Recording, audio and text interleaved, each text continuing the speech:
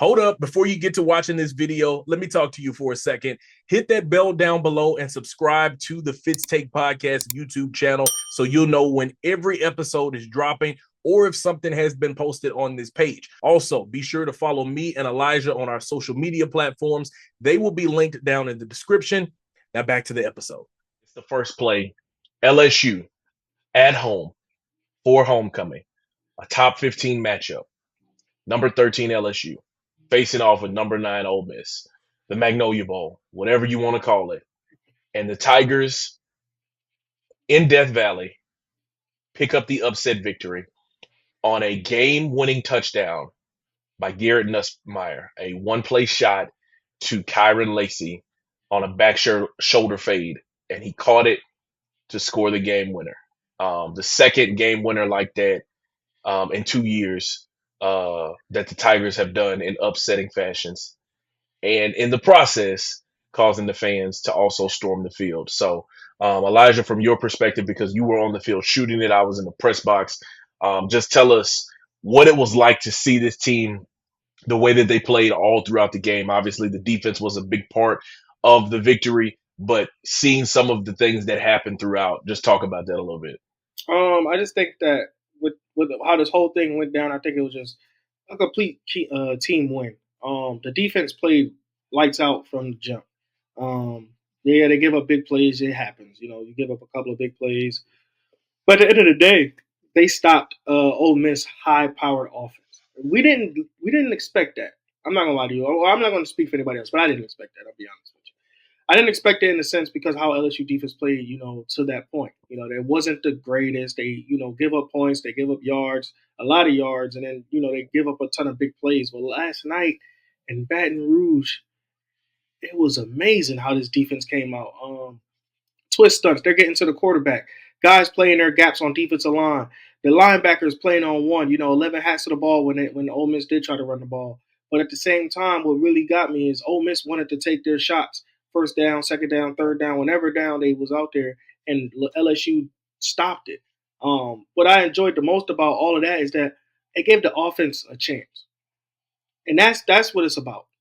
Given when one side is lacking, the other side has to pick it up. Because I mean, it's very rare we see a complete game.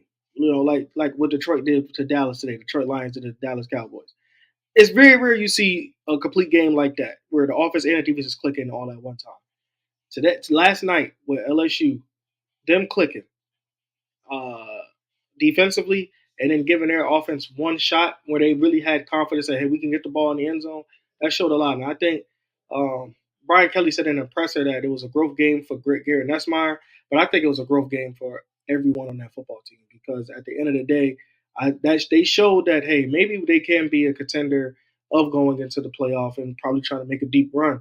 I know this is a fluid opinion because next week they could be smoked and then we'll be like, oh, they suck again. But at the end of the day, right now, it's about how they came together to win a ball game in a top 15 matchup where some of us thought that they may have lose that ball game at home against Ole Miss. Yeah. Like you said, this was an impressive win. But I'm gonna have to say that instead of it mostly being a team win, that this was a win where the defense carried the offense and put them in positions to be able to go out and make the plays like they did. I said it in my TV recap that aired on KETC, and I'll eventually probably post it to my social media platforms. I just hadn't had time to do it. Um, the defense made all the plays that they needed to set up the offense to go out and make the plays that they did. Garrett Nussmeier threw the ball 51 times. He had to do that because of the situations that he was put in, having to go out and air the football out. But it's so many guys off top that I'm looking on the defensive side. Whit Weeks, the linebacker that we talked to, had 18 total tackles. 18 total tackles. 10 of them were solo. A sack, a tackle for loss, two tackles for loss, and a pass breakup.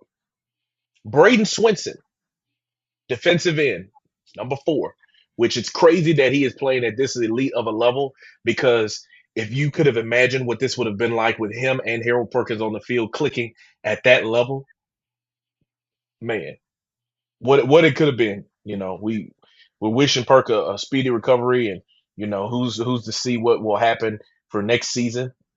We wish we could have seen them playing together there in Death Valley like this. Braden Swinson, 8 total tackles, 5 solo, 2 sacks, 2 tackles for loss, and 2 pass deflections.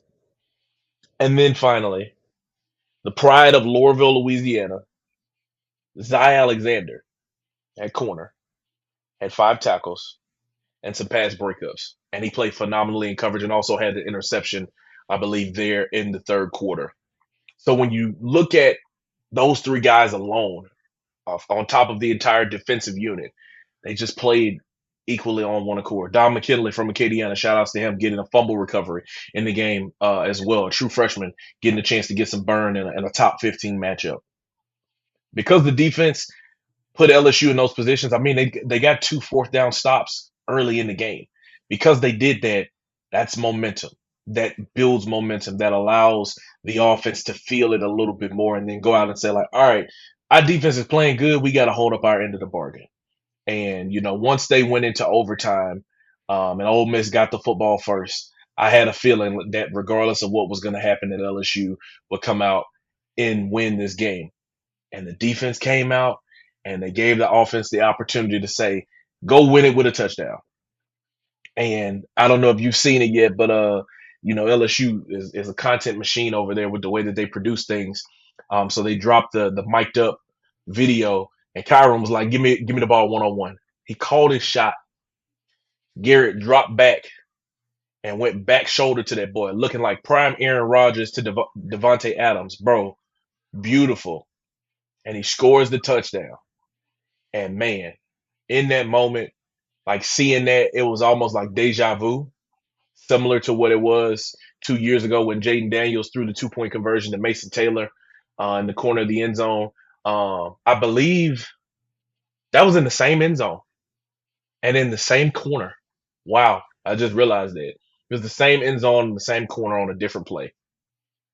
LSU picked up that victory, man, and they deserved it because they endured and fought to the very end to be able to get that win. They led at no point, I believe. Let me double check. So y'all won't be coming at me down in the comments or anything. At no point in this game, at no point in this game did LSU have a lead until they did.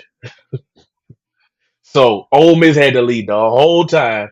It was either a tie or Ole Miss had the lead, and then LSU won it in overtime, and that's when they took the lead. Talk about enduring to the very end.